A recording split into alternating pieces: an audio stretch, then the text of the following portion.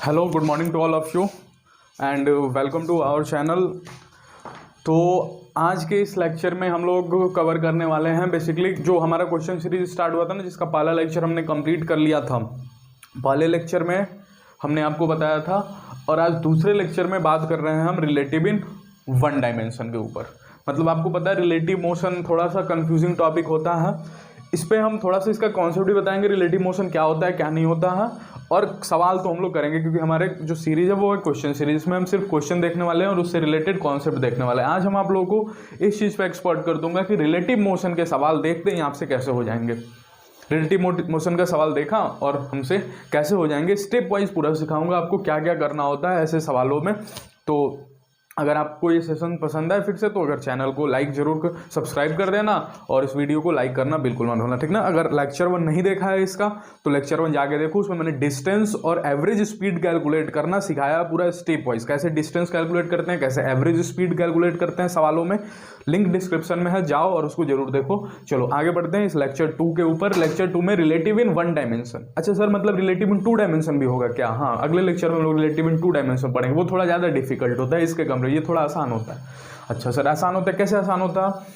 तो सबसे पहले ये कि relative in one dimension, sir दो चीज़ आप हमको बता दीजिए कि सवाल के ऊपर तो नहीं लिखा होगा कि it is a question of relative in one dimension, इतना तो आपको ही पता होगा। किसी एग्जाम में सवाल दे देगा और उसके ऊपर नहीं दिखेगा sir this question belongs to relative in one dimension. वो तो सर हमको देखना पड़ेगा और पता करना पड़ेगा कि क्या ये सवाल रिलेटिव इन वन डी का है कि नहीं। कैसे पता कैसे करेंगे सर, कैसे पता करेंगे?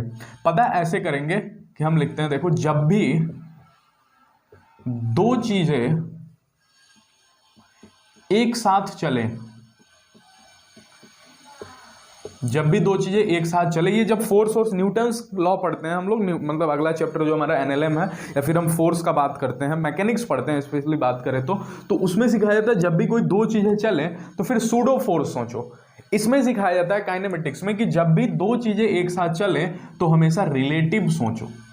अगर वो वन डायमेंशन वाला है तो रिलेटिव इन वन डी का कॉन्सेप्ट, अगर टू डायमेंशन वाला है तो रिलेटिव इन टू डी का कॉन्सेप्ट, ठीक।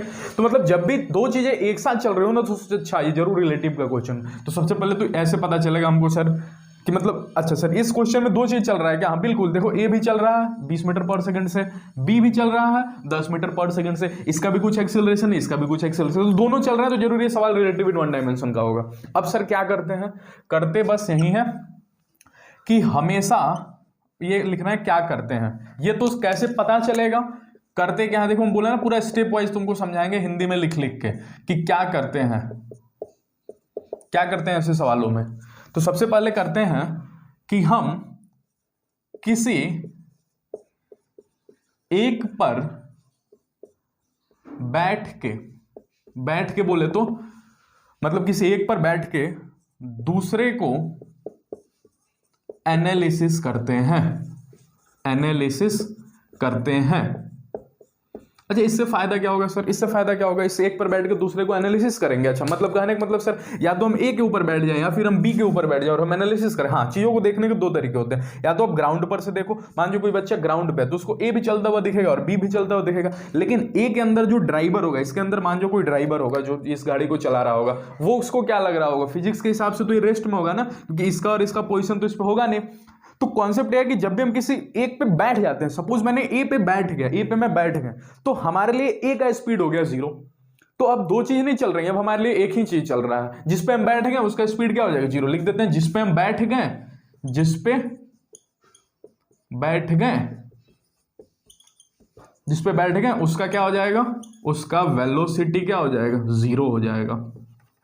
तो मतलब दो चीजें चल रही थी, हमने क्या किया, एक पे बैठ गए, अब एक ही चीज चलेगा, जिस पे बैठ गए वो तो रेस्ट पे हो गया। तो दो चीजें चल रही थी, एक को चलाना है तो एक पे बैठ जाओ वो रेस्ट पे हो जाएगा, दूसरा अब चलेगा। अच्छा ये सर हो गया, कोई दिक्कत नहीं। अच्छा दूसरा पॉइंट सर, इसमें जो फॉर्मूला लगेगा वो कौन सा फॉर्मूला लगेगा आपको ये बताइए। फॉर्मूला जो लगेगा, जैसे मान जाओ हम velocity of A with respect to B निकाल रहे हैं, इसका मतलब क्या, वो velocity of A with respect to B, with इस ये बताता है sign with respect to B, मतलब बी के रिस्पेक्ट में देख रहे हैं, मतलब आदमी बैठा हुआ है बी पे, बैठा हुआ है बी पे, आदमी किस पे बैठा हुआ है? बी पे। तो वेलो और किसको देख किसको रहा है? ए को देख रहा है, ठीक। जैसे अगर हम ए पे बैठ जाए और बी को देखें तो लिखेंगे वेलोसिटी ऑफ बी, मतलब बी का वेलोसिटी देख रहे हैं और किस पे बैठ के ए, मतलब विथ रिस्पेक्ट टू ए, तो लिखेंगे वी बी स्लैश में ए। ये भी आपको समझ में आना चाहिए क्या होता है।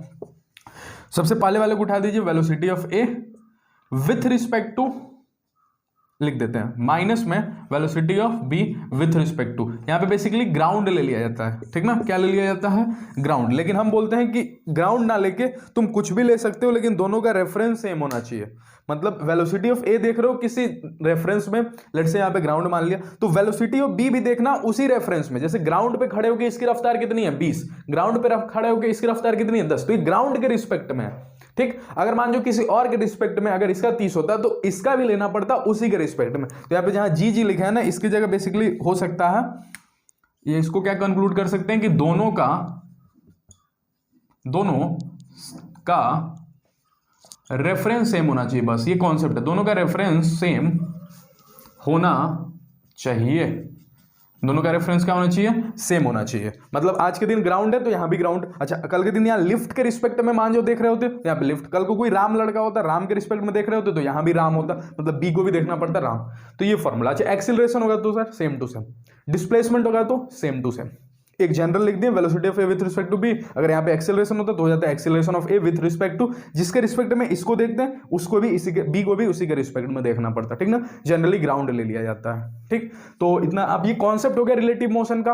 अब हम इस सवाल पे बढ़ेंगे। कॉन्सेप्ट हो गया ये रिलेटिव मोशन का, क्या क्या कॉन्सेप्ट सिखा दिए कि कैसे पता करते हैं जब भी दो चीजें एक साथ चले तो सोचो रिलेटिव, अच्छा एक साथ चले तो रिलेटिव। उसमें करते क्या है सर, किसी एक पे बैठ जाते हैं, दूसरे को देखते हैं, जिस पे बैठ गए उसका स्पीड क्या होगा 0। अच्छा जिस पे बैठ गए उसका स्पीड 0, उसके बाद कौन सा फॉर्मूला लगा, आंख बंद करके एक फॉर्मूला। अगर वेलोसिटी की बात कर रहे हैं तो ये, एक्सीलरेशन की बात कर रहे हैं तो ये वाला फॉर्मूला, खाली भी की जगह ए रख दो। तो इसको नोट कीजिए, फिर हम इस सवाल पे आते हैं। चलिए तो इस सवाल पे मूव करते हैं। इस सवाल पे क्या पूछ रहा है कि ए और बी चल रहे हैं, दोनों के बीच की दूरी है, कोई सवाल तो आप समझिएगा होंगे देख के, दोनों के बीच की दूरी कितनी है 60 मीटर, ये चल रहा है 20 से, इसका एक्सेलरेशन है 3 मीटर पर सेकंड स्क्वायर, इसका वेलोसिटी 10, एक्सेलरेशन है 2।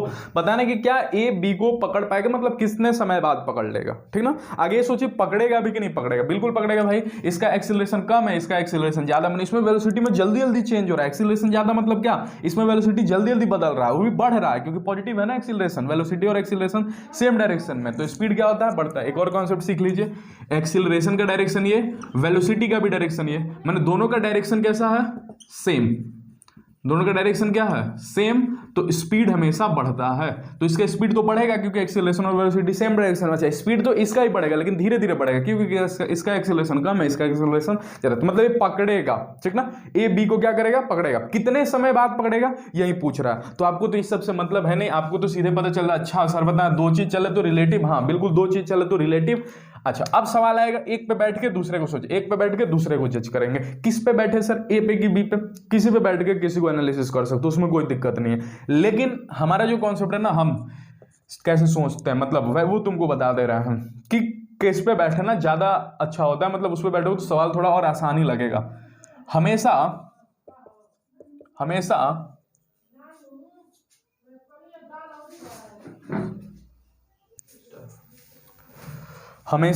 देखिए क्या बोल रहे थे, हाँ हमेशा जो धीरे चल रहा हो, मतलब स्लो चल रहा हो, जो स्लो चल रहा हो उस पे बैठो। ऐसा लिंक भी है, जो स्लो चल रहा है उस पे बैठ जाओ, जो तेज चल रहा है उस पे नहीं बैठ पाओगे, स्लो चल रहा है उस पे बैठ जाओ। कॉन्सेप्ट ये कुछ कॉन्सेप्ट नहीं है, बस ट्रिक है कि जिस पे जो स्लो चले उस पे बैठ जाओ। मतलब यहां पे सवाल आएगा ए पे बैठे कि बी पे, क्योंकि कंफ्यूजन तो होगा ना, ए पे बैठे कि बी पे बैठे, क्योंकि किसी में से भी बैठ के सवाल कर सकते हैं। तो जो धीरे चले उस पे बैठ जाओ। कौन धीरे चल रहा है, देखो 20 मीटर पर सेकंड से चल रहा है, 10 मीटर पर सेकंड से चल रहा है, तो एक काम करो बी पे बैठो। तो किस पे बैठेंगे, बी। इस सवाल में बी धीरे चल रहा है तो हम बैठेंगे बी पर। बी पर बैठो, क्यों बी पर क्यों बैठो, क्योंकि धीरे है, स्लो है, ठीक। कोई कॉन्सेप्ट नहीं है, ट्रिक है, कोई कॉन्सेप्ट नहीं, बिल्कुल आप ए पे भी बैठ के सवाल कर सकते हो, एकदम सवाल हो। बी पर बैठो, क्या है, स्लो है, मतलब बी पे बैठ गए तो किसको देखना है, ए को देखना है, तो निकालेंगे velocity of A with respect to B. अच्छा बी पर बैठ गए तो बी का स्पीड तो हो गया 0, माने बी हो गया, ये मान जो बी है इसका वेलोसिटी भी 0 हो गया और एक्सीलरेशन भी क्या हो गया 0। अब हमारे पास ए है, दूरी कितना है दोनों के बीच का, दूरी तो नहीं बदलेगा, चाहे रिलेटिव हो चाहे कुछ भी हो, वो तो दूरी 60 मीटर होगा। अब हम ए का पता कर लेंगे वेलोसिटी और ए का पता कर लेंगे क्या, एक्सीलरेशन। किसके रिस्पेक्ट में, क्योंकि अब हम बी पे बैठ गए, अब हम ग्राउंड पे नहीं है, तो बी के रिस्पेक्ट में पता कर लेंगे ए का क्या है वेलोसिटी, ए का क्या है एक्सीलरेशन। फॉर्मूला बोलिए, ए का निकाल रहे हैं बी के रिस्पेक्ट में, तो हो जाएगा velocity of A minus velocity of B, दोनों को ग्राउंड के रिस्पेक्ट में दिया है, तो देखिए वेलोसिटी ऑफ ए कितना दिया है, कहाँ गया 20 माइनस में वेलोसिटी ऑफ बी कितना दिया 10, तो ये हो गया 10। अच्छा, साइन के साथ, इसमें बड़ा इंपॉर्टेंट होता है साइन के साथ लिखना। जैसे देखिए ये दोनों इस डायरेक्शन को आप पॉजिटिव मान लीजिए, इस डायरेक्शन को क्या मान लीजिए, नेगेटिव मान लीजिए। तो देखिए 20 पॉजिटिव में है तो लिखे +20, माइनस तो ये फॉर्मूला वाला माइनस है, वेलोसिटी ऑफ बी भी उधर ही है 10 का, तो 10, तो वेलोसिटी ये भी आ गया 10, पॉजिटिव आया, अरे पॉजिटिव आया ना वेलोसिटी ऑफ ए, तो ये भी इधर की तरफ होगा, कितना होगा 10 होगा।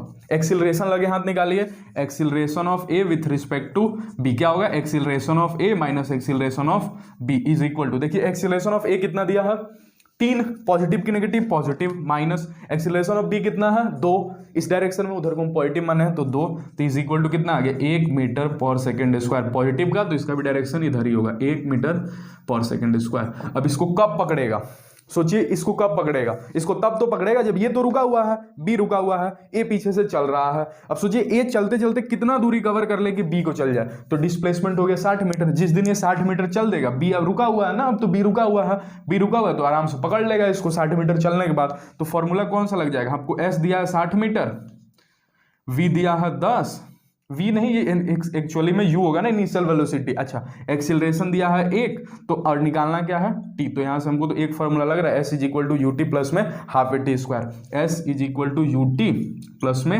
हाफ ए टी स्क्वायर लगा लीजिए और आंसर आ जाएगा आपका, ठीक ना। यहाँ से टाइम का 2 वैल्यू आएगा, एक पॉजिटिव होगा और एक नेगेटिव होगा, नेगेटिव टाइम पॉसिबल होता नहीं है, पॉजिटिव पॉसिबल होता है, तो आप यहाँ से निकाल सकते हैं। इसी सवाल में थोड़ा सा ट्विस्ट हो सकता है, वो ट्विस्ट को हम बता देते हैं, ठीक ना। जैसे मान लीजिए इसका एक्सीलरेशन कल को, अभी सर आपका क्या बोले शुरू में, क्या बोले कि इसका एक्सीलरेशन ज्यादा है तभी ये इसको पकड़ पाएगा, लेकिन कल को मान लीजिए हम इंटरचेंज कर दें, दोनों का एक्सीलरेशन इंटरचेंज कर दें, मतलब इसका, ये तो आप नोट कर लीजिएगा, ये तो आपको सवाल समझ में आ गया, ठीक। अगर मान लीजिए इसका एक्सीलरेशन हम इंटरचेंज कर दें, मतलब इसका कर दें 3 और इसका कर दें 2, अब पकड़ पाएगा क्या, अब नहीं पकड़ पाएगा। क्यों, क्योंकि इसका एक्सीलरेशन ज्यादा, इसका स्पीड ज्यादा बढ़ रहा है और इसका स्पीड धीरे धीरे बढ़ रहा है। अब एक आदमी सामने मान जो चोर है, हम पुलिस हैं, चोर काफी तेजी से भाग रहा है और हम धीरे धीरे भाग रहे हैं, तो उसको जिंदगी में पकड़ पाएंगे, नहीं पकड़ पाएंगे ना, तो इसमें तो पकड़ ही नहीं पाएगा। तो इसमें भी सवाल पूछ सकता है, नहीं पकड़ पाएगा तो कितने डिस्टेंस से चूक जाएगा, कितने डिस्टेंस से चूक जाएगा, वो देखो हम बताते हैं। चलो इसको नोट करवा के, ठीक। तो ये सवाल में क्या बोल रहा है कि क्या ये पकड़ पाएगा, बिल्कुल नहीं पकड़ पाएगा भाई। क्यों, क्योंकि इसका एक्सीलरेशन धीरे है, भले वेलोसिटी ज्यादा से मतलब नहीं, एक्सीलरेशन कम है ना भाई, स्पीड में जल्दी धीरे धीरे बदलाव होगा, इसका स्पीड में जल्दी जल्दी बदलाव होगा, कुछ देर बाद 10 से इसका 30 हो जाएगा, तब तक कि भाई साहब का 40 होगा, तब तक इसका 30 से उठ के 90 हो जाएगा, इसका भी 60 हुआ रहेगा, ठीक। तो उसका स्पीड में जल्दी जल्दी बदलाव, इसका धीरे, तो पकड़ तो नहीं पाएगा, तो not possible to catch, not possible to catch.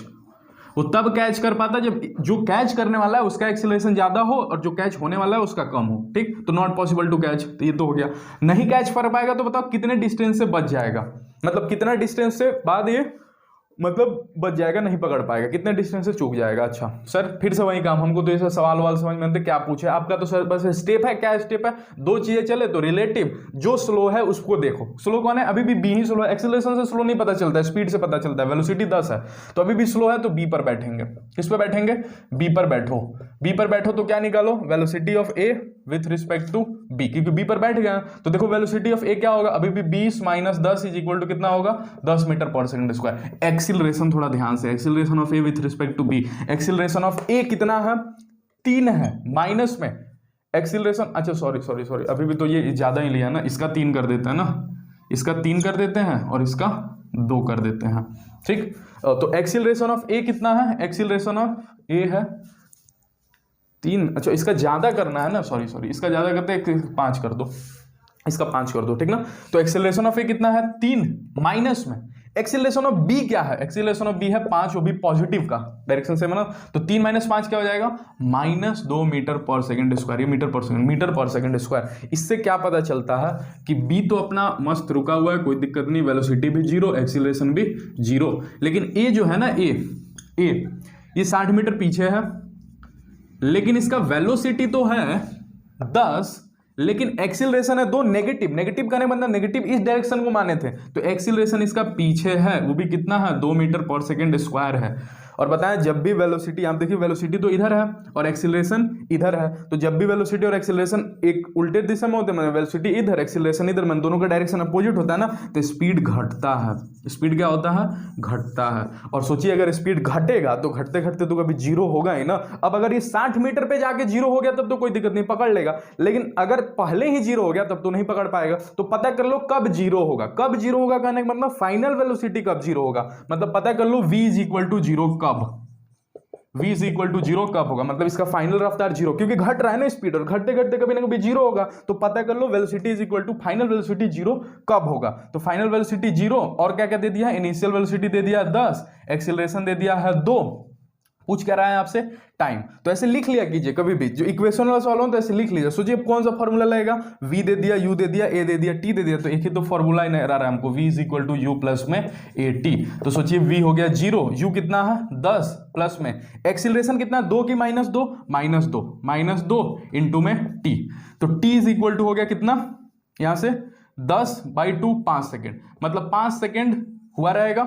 अच्छा डिस्प्लेसमेंट कितना सेकंड से कितना दूरी से चुकेगा, तो डिस्प्लेसमेंट निकाल लीजिए, मिटा दे ऊपर वाला, मिटा देते हैं ये ऊपर वाला, डिस्प्लेसमेंट निकाल देते हैं कितना से चुकेगा। तो displacement s is equal to v दे दिया ना, तो v square is equal to U square plus में 2as, ये निकालना क्योंकि डिस्प्लेसमेंट निकालना, क्योंकि पिछले बार टाइम निकालना था तो t वाला फॉर्मूला लगा दिया, और डिस्प्लेसमेंट निकालना था तो s वाला फॉर्मूला लगा देंगे। v सोचिए कितना है 0, u कितना है 10 का स्क्वायर, तो 100 माइनस में, क्योंकि एक्सीलरेशन नेगेटिव है, 2 इंटू में एक्सीलरेशन कितना है 2 इंटू में s। सोचो यहाँ से s कितना आ गया, मेरे हिसाब से तो यहाँ s आ गया, इधर जाएगा तो ये हो जाएगा, निकाल ही लेते हैं ना, 0 इज इक्वल टू 100 माइनस में 4s, तो यहाँ से s आ गया कितना 100 अपॉन में 4, कितना होता है 25 मीटर। मतलब 5 सेकेंड बाद ये चलेगा 5 सेकेंड बाद जैसे ही 25 मीटर दूरी जाएगा ये घूम जाएगा, क्योंकि वेलोसिटी जीरो पिछले क्लास में बताए थे, फाइनल वेलोसिटी जीरो कब होता है जब ये मुड़ जाता है, ठीक। तो 25 मीटर यहां से 25 मीटर चलेगा और इसका फाइनल रफ्तार जीरो हो जाएगा, v जीरो हो जाएगा। v जीरो मतलब ये यहाँ से यू टर्न ले लेगा, मुड़ जाएगा, क्योंकि रुक जाएगा तो मुड़ जाएगा यहाँ से। तो कितने दूरी से रह गया पकड़ने से, 60 था, 25 मीटर पे मुड़ा तो 35 मीटर से चूक गया, 35 मीटर से लिख देते हैं यहाँ पे चूक गया। तो आपको दो बातें इस सवाल में हम सिखा दी हैं। पहला कि पकड़ कब लेगा, पकड़ तब लेगा जब इसका एक्सीलरेशन, जो पकड़ने वाला है उसका एक्सीलरेशन कम होना चाहिए और पीछे वाले का एक्सीलरेशन ज्यादा होना चाहिए, ठीक। अगर ऐसा नहीं है तो पता करो कि फाइनल वेलोसिटी जीरो कब होगा। अगर क्योंकि फाइनल वेलोसिटी जीरो डेस्टिनेशन से पहले ही हो गया, 60 मीटर तक इसको, अगर 60 मीटर तक फाइनल वेलोसिटी जीरो हो तब तो पकड़ लेगा, कोई दिक्कत नहीं है। लेकिन अगर नहीं हुआ ना 60 मीटर वेलोसिटी, मतलब पहले ही जीरो हो गया, तब नहीं पकड़ेगा। और नहीं पकड़ेगा तो कितने से चूक जाएगा, डिस्प्लेसमेंट निकाल दो, 25 मीटर चलेगा मतलब 35 मीटर से चूक जाएगा। तो अगला सवाल कराते हैं, इसको नोट कीजिए। अब देखिए, अब ये ड्रॉप वाला सवाल, ये तो था हॉरिजॉन्टल वाला सवाल कि मतलब कार्य से चल रहा था हॉरिजॉन्टल डायरेक्शन में। अभी वर्टिकल वाला सवाल, वर्टिकल वाले सवाल में सर इसमें तो वेलोसिटी आप दे दिए, इसका 30 मीटर, इसका 10 मीटर, माने कोई चीज है जिसको ड्रॉप किया रहा है 10 मीटर से और एक है जिसको ऊपर फेंका जा रहा है 30 मीटर पर सेकंड से। बताना है कब और कहाँ मिलेंगे। जैसे इसमें टाइम निकाले ना, टाइम निकाले और डिस्प्लेसमेंट भी निकालने, इसी तरह इसमें टाइम भी निकालना और डिस्प्लेसमेंट भी निकालना। अब ऐसे सवाल कैसे होते हैं ये सीखिए। अच्छा सर इसमें एक्सीलरेशन क्यों नहीं दिए, एक्सीलरेशन इसलिए नहीं दिए क्योंकि हर किसी को पता होता है जब भी कोई फ्री फॉल करता है, फ्री फॉल मतलब ग्रेविटी के, मतलब ऊपर फेंको या नीचे फेंको, उसका एक्सीलरेशन हमेशा सवाल सॉल्व करने के लिए 10 मीटर पर सेकंड स्क्वायर ले लिया जाता है। और डायरेक्शन बड़ा इंपॉर्टेंट होता है, ये लोग बार बार भूल जाते हैं। डायरेक्शन नीचे होता है, नीचे, चाहे ऊपर फेंको तब भी नीचे, चाहे नीचे फेंको तब भी नीचे। मतलब ए का जो एक्सीलरेशन होगा ये भी नीचे की तरफ होगा जी, बी का जो एक्सीलरेशन होगा वो भी होगा नीचे की तरफ जी। तो ये सवालों में आपको नहीं देगा, ठीक ना। फिर से वही सवाल, अच्छा सर ये कॉन्सेप्ट बदल जाएगा क्या इसमें, बिल्कुल नहीं बदलेगा, वही कॉन्सेप्ट जो फंडा है उसी पर। क्या फंडा है, जब भी दो चीज चल रहा हो, देखो दो चीज चल रहा है, ए भी चल रहा है बी भी चल रहा है, तो सीधे सोचो रिलेटिव। अच्छा रिलेटिव सोच ले सर, कोई दिक्कत नहीं। उसके बाद क्या करें, बोले हैं किसी एक पे बैठ जाओ, दूसरे को देखो किस पे बैठे हैं ये भी बता दिए। जो धीरे चले उस पे बैठ जाओ, धीरे कौन चल रहा है, ए धीरे, ए धीरे। हमने सवाल देखा एग्जाम में, पता चला ए धीरे है तो ए पे बैठ जाओ, ए पे बैठ जाओ तो किसको देखें, बी को, मतलब velocity of B with respect to A, acceleration of B with respect to A. तो ए पे बैठ गए तो ए तो रुक गया, ऐसे डायग्राम बना लो, ए है ए रुक गया, मतलब ए रुक गया, मतलब इसका वेलोसिटी कितना हो गया 0, एक्सीलरेशन कितना हो गया 0। अच्छा बी है, बी देखो, बी का हमको क्या क्या पता कर लेना, वेलोसिटी पता कर लेना और एक्सीलरेशन पता कर लेना, बस उसके बाद तो हमारा काम में हो जाएगा। ठीक, यही तो काम हम सब हर बार कर रहे हैं ना, जो धीरे उस पर बैठ जा रहे हैं और उसके रिस्पेक्ट में दूसरों को दे, और जिस पे बैठ गए उसका सब चीज 0, वेलोसिटी भी 0, एक्सीलरेशन भी 0। ठीक, तो velocity of B with respect to A कैसे निकलेगा, velocity of B minus velocity of A. Velocity of B ध्यान से, इस बार ध्यान से, क्यों, क्योंकि डायरेक्शन दोनों का उल्टा है। पिछले बार कार वाले में डायरेक्शन सेम दे दिए तो कोई दिक्कत नहीं हो, लेकिन इसमें थोड़ा ध्यान से। वेलोसिटी ऑफ बी देखो ऊपर है तो ऊपर के डायरेक्शन को लेट से पॉजिटिव मान लो, तो नीचे का क्या हो गया नेगेटिव। ऊपर है तो लिखेंगे 30, पॉजिटिव का 30, माइनस फॉर्मूला वाला है। वेलोसिटी ऑफ ए, ए कितना है 10, 10 नीचे है भाई, तो -10 कितना हो गया 30 -10 कितना हो गया 40 मीटर पर सेकंड। पॉजिटिव आया कि नेगेटिव, पॉजिटिव, मतलब किसको, ए का तो 0 हो गया, बी पॉजिटिव मतलब किधर है, ऊपर है और कितना है 40 मीटर पर सेकंड। ऊपर कैसे पता चला सर, क्योंकि पॉजिटिव आया ना, आंसर क्या आया पॉजिटिव, और पॉजिटिव डायरेक्शन कौन है, ऊपर वाला डायरेक्शन। हम डायरेक्शन मान लेंगे कि एक को पॉजिटिव और दूसरा नेगेटिव। अच्छा सर ठीक है, कोई दिक्कत नहीं, कोई परेशानी नहीं। एक्सीलरेशन निकालिए सर, निकालते हैं। Acceleration of A with respect to B, acceleration of A minus acceleration of B, sorry acceleration of B minus acceleration of A. जो पहले है उसको पहले, जो बाद में है उसको बाद में। एक्सीलरेशन ऑफ बी कितना है सर, एक्सीलरेशन ऑफ बी कितना है, एक्सीलरेशन ऑफ बी है जी या माइनस जी, क्योंकि नीचे की तरफ है ना, तो -g। माइनस में एक्सीलरेशन ऑफ ए किधर है, नीचे की तरफ, तो नीचे की तरफ तो फिर से -g। देखो माइनस माइनस प्लस हो गया तो इट इज -g प्लस में जी, और ये तो एक्सीलरेशन 0 हो गया। तो एक कॉन्सेप्ट भी बन गया, जब भी दो चीजें फ्री फॉल करती है ना तो एक्सीलरेशन विद देयर रिस्पेक्ट 0 होता है। मतलब ए से पूछोगे ए तुम्हारा एक्सीलरेशन कितना, तो बोलेगा g, लेकिन ग्राउंड के रिस्पेक्ट में। अच्छा बी के रिस्पेक्ट में कितना, तो 0। बी से पूछो बी तुम्हारा एक्सीलरेशन कितना, ये बोलेगा g, किसके रिस्पेक्ट में, ग्राउंड के। अच्छा ए के रिस्पेक्ट में 0। मैंने कोई भी चीज अगर फ्री फॉल किया जाए ना तो दूसरों के रिस्पेक्ट में एक्सीलरेशन होता है, उसका 0 हर बार देखिए आया भी, ठीक ना। तो इसका एक्सीलरेशन कितना है, इसका एक्सीलरेशन कितना है 0, एक्सीलरेशन आ गया 0। तो वेलोसिटी है 40 मीटर पर सेकंड, एक्सीलरेशन है 0। अब आपको क्या पता करना है, आपको पता करना है कब कैच करेगा और कहाँ कैच करेगा। नोट कीजिए इसको, तो कब और कहाँ भी बता देते हैं। ठीक, अब देखिए सारा चीज आपके सामने बताइए, तो हम पता करते, तो इतना तो आपको हर सवाल में कर लेना है। इसका पिछला जो किया ना, ये हर सवाल में आपको ऐसे करना है, उसके बाद ऐसा डायग्राम नोट कर लेना। अब पूछना है भाई बी पकड़ना चाह रहा है ए को, ए रुका हुआ है, बी को जाके इसको छू के चलाना है, तो सोचिए छूने के लिए इसको कितना डिस्टेंस चलना पड़ेगा, 100 मीटर चलना पड़ेगा ना। रफ्तार है 40, एक्सीलरेशन है 0, इतने के साथ बी को ए को छू के आना। तो बी ए तो रुका हुआ है, ए कैसा है, रुका हुआ है, रिलेटिव के कॉन्सेप्ट में रुका हुआ है, बाकी वैसे ग्राउंड में से चल रहा था। तो ए रुका हुआ है, बी को जाके उसको पकड़ के आना, तो कितना चलना पड़ेगा 100 चलना पड़ेगा ना, मतलब एस है आपका 100 मीटर। अच्छा इनिशियल रफ्तार कितना है 40 मीटर पर सेकंड, एक्सीलरेशन कितना है 0। तो सोचिए कौन सा फॉर्मूला, टाइम आपको निकालना है, तो एक ही फॉर्मूला हमको नजर आ रहा है, s = ut प्लस में हाफ टी स्क्वायर, जिसमें से एक्सीलरेशन 0 है, तो ये पार्टी तो साफ ही हो गया। तो s कितना है 100 = u कितना है 40, इंटू में t कितना है, यही तो आपको निकालना, तो t हो गया 100/40, मतलब कितना हो गया ये 5/2 सेकेंड, मतलब 5/2 सेकंड, मतलब 2.5 सेकंड बाद बी ए को पकड़ लेगा। कहां पकड़ेगा कॉन्सेप्ट जानने के लिए आप बस इतना इसको मिटा देते हैं, तब तक इसको कहां पकड़ेगा ये जानने के लिए पता कर लो कि 2.5 सेकंड में, सोचो 2.5 सेकंड बाद इसको पकड़ लेना, तो पता कर लो 2.5 सेकंड में कितना चलेगा, पता कर लो 2.5 सेकंड में बी, 2.5 सेकंड में बी कितना चलेगा, जितना चलेगा उतनी ही दूरी पे जाके पकड़ लेगा ना। मान लीजिए 2.5 सेकंड में 50 मीटर चला, तो जैसे ही 50 मीटर जाएगा ए भी वहां पे पहुंच जाएगा और दोनों एक दूसरे को पकड़ लेंगे। ठीक, तो पता कर लो या तो 2.5 सेकंड में ये कितना चलेगा, या फिर पता कर लो ये कितना चलेगा। तो 2.5 सेकंड में बी पता करते हैं, 2.5 सेकंड में बी कितना चलेगा, पता करो कितना चलेगा। कैसे पता चलेगा सर कितना चलेगा, हमको पता चलेगा मतलब एस, तो ut प्लस में हाफ AT स्क्वायर, फिर से यही फॉर्मूला s = ut प्लस में हाफ AT स्क्वायर। ठीक, अच्छा इसमें कैसे करें, इसमें अब सर एक सेकंड रिलेटिव वाला लगाएंगे कि बिना रिलेटिव वाला, बिना रिलेटिव वाला। क्यों, क्योंकि 2.5 सेकंड में इसको चलना है ना, मतलब इसको 2.5 सेकंड में कितना है उतना चलना है, तो रिलेटिव के रिस्पेक्ट में चलना देखेंगे तब तो ये 100 मीटर चलेगा, रिलेटिव के रिस्पेक्ट में अगर देखें तो इसको 100 मीटर चलना है, लेकिन बिना रिलेटिव के रिस्पेक्ट में देखेंगे तभी तो पता करेंगे 2.5 सेकंड में कितना चलेगा, क्योंकि 100 मीटर तो चलेगा नहीं 2.5 सेकंड में, 100 मीटर से कुछ कम ही चलेगा ना, क्योंकि ऊपर से तो ये भी चल रहा है। ठीक, तो अच्छा इसके लिए u कुछ दिया हुआ है, तो थोड़ा सा मुश्किल हो जाएगा। देखिए हम कैसे सोच रहे हैं, ऐसे ही रटना नहीं बिल्कुल आपको कि ए के रिस्पेक्ट में।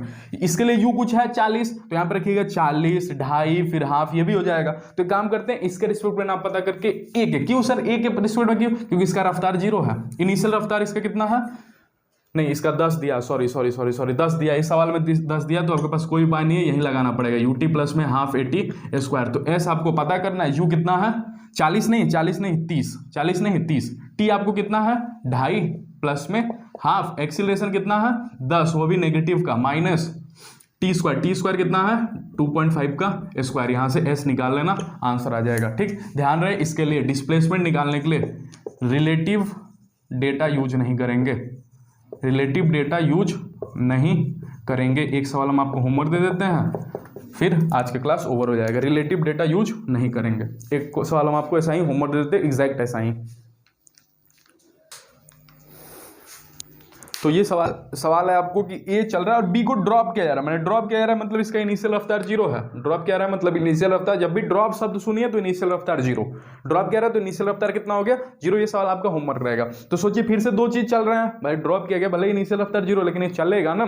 तो जो चीज चल रहा है तो रिलेटिव का कॉन्सेप्ट, अच्छा एक पे बैठेंगे दूसरे को देखेंगे, किस पे बैठेंगे? जो धीरे चल रहा है। धीरे कौन चल रहा है? ये, क्योंकि ये तो शुरू में चल ही नहीं रहा, इसका तो 0 है ना। तो बी पे बैठेंगे और ए को देखेंगे, तो लिखेंगे velocity of A with respect to B, निकाल लीजिएगा कितना होगा। फिर acceleration of A with respect to B निकाल लीजिएगा।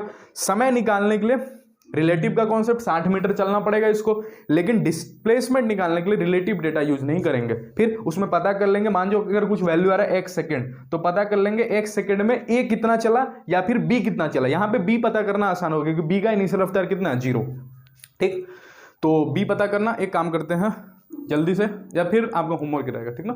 तो इसको आप जरूर ट्राई करें। चलिए थैंक यू आज के लिए। तो आज का सेशन इसी पे क्लोज करते हैं। अगले टर्म में जब हम मिलेंगे तो बात करेंगे रिलेटिव इन 2 डायमेंशन। 1 डायमेंशन का एक लिफ्ट वाला भी थोड़ा क्वेश्चन आता है, लिफ्ट वाला, वो भी बेसिकली इसी तरह बनता है। अगले टर्म में जब हम अगला सेशन बात करेंगे तो उस लिफ्ट वाले सवाल को भी करा देंगे। फिर हम बात करेंगे रिलेटिव इन 2 डायमेंशन, बड़ा इंपॉर्टेंट लेक्चर है रिलेटिव इन 2 डायमेंशन, जिसमें हम रिवर बोट प्रॉब्लम देखेंगे, फिर से आपका मैन और अम्ब्रेला वाला प्रॉब्लम देखेंगे, ठीक ना। फ्लैट वाला, फ्लैटरिंग, जो फ्लैटरिंग होता है वो वाला कॉन्सेप्ट देखेंगे। तो अगला लेक्चर बहुत इंपॉर्टेंट है। रिवर बोट से तो डायरेक्ट सवाल आता है एग्जाम में, ठीक। तो ये अगर आपको वीडियो अच्छा लगा हो, आपको लगा हो कि अब रिलेटिव इन 1 डायमेंशन मतलब क्लियर हो गया सवालों से, इसको 1-2 बार देखें। अगर आपको लगता है क्लियर है तो वीडियो को जरूर लाइक करें और चैनल यार सब्सक्राइब प्लीज करें, ठीक ना। चलिए धन्यवाद।